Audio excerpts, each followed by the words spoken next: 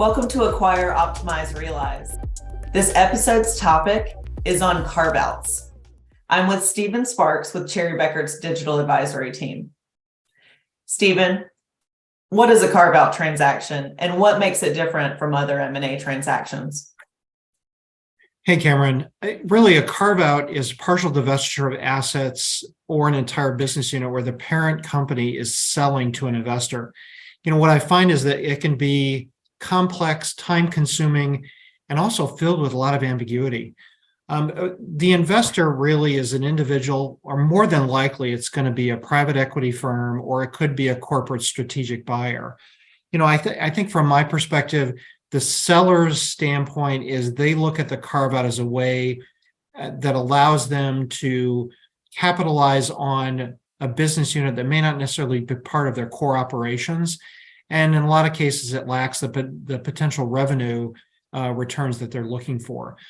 But what is interesting with this is that depending on the terms of the sale, the parent may still, in fact, have an equity position in the business that they're carving out from the parent itself.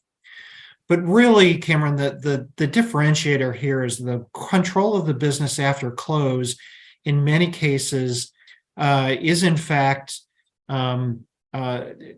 the fact that they have to rely on the parent organization for their operations. So the separate entity may still look at the parent company as a way to continue operations and to make sure that operations is moving forward slowly.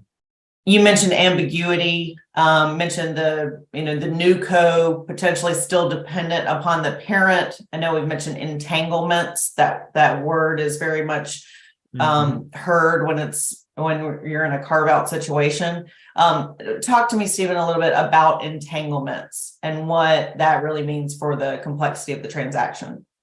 Well, really, carve-outs are truly special because of that. I think the fact that the carved-out business unit will still have to rely on the parent and the seller, even after the close of the transaction. That's really the difference here, the major difference. But really, the key with that reliance is understanding or recognizing what the entanglements are between the parent and the seller.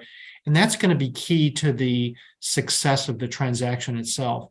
Really, what buyers, and to a great deal, the sellers as well, they need to uncover the entanglements early on in the M&A process. So when you look at diligence or when you perform the diligence, it's critical to understand those entanglements in order to minimize any disruptions that may occur post-close. But more importantly, Cameron, I think it's important that the buyer understand what they need to do to fully take control of the business after the transition is complete. I mean, what I always like to say is transactions have a lot of ambiguities or unknowns.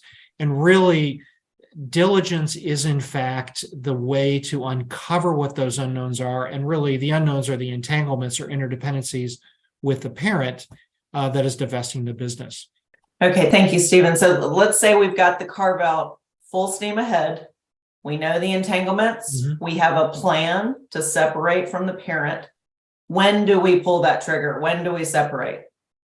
Well, really, independent operations is really when the transition is over and the TSA has run out. The carved-out entity then is truly a separate and standalone, or what we call stood-up separate organization that's no longer relying on the parent. I mean, a lot of clients, and what I've seen, the buyers, sometimes it may take as long as 2 years to affect that independent operations, or maybe as short as 3 months. But I think the whole idea is you want to achieve that independent operations, that involves the replacement of systems, revolves perhaps new contracts with suppliers. But the whole idea is to be able to separate operations, systems, capabilities from the parent organization.